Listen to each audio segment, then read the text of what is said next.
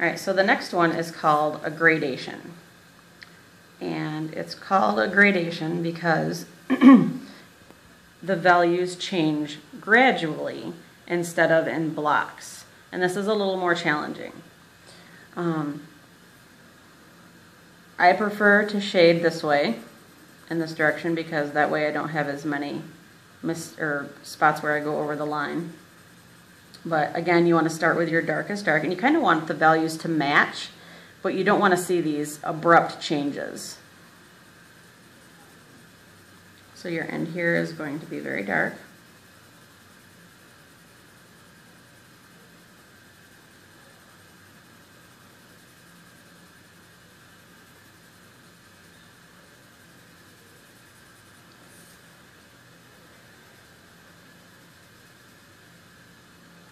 And again, I'm trying to hold the pencil as far back as I can so that I don't get those dark pencil grooves.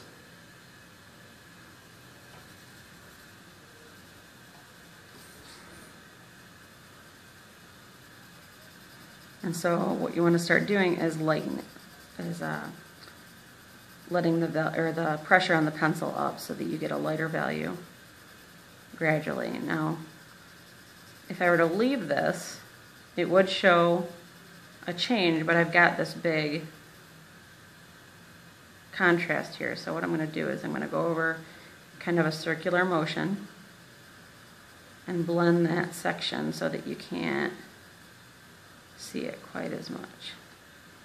And then I go over here and I'm trying to match these values each time, so you kind of use that value scale up above as your guide.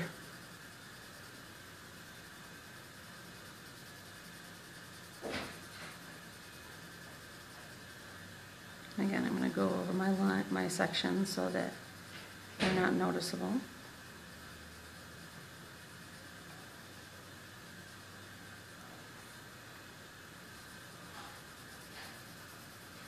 So with each area, I'm letting up on that pressure a little bit more. I'm going over my section so that the lines blend.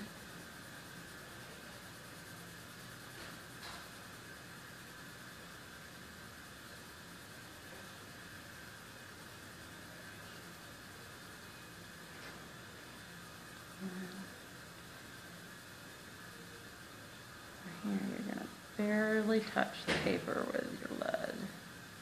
So it's going to be very light, barely any connection with your pencil and your lead.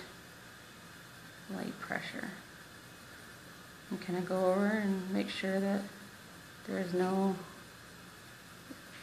glaring sections where you can definitely see the difference. You want it to happen almost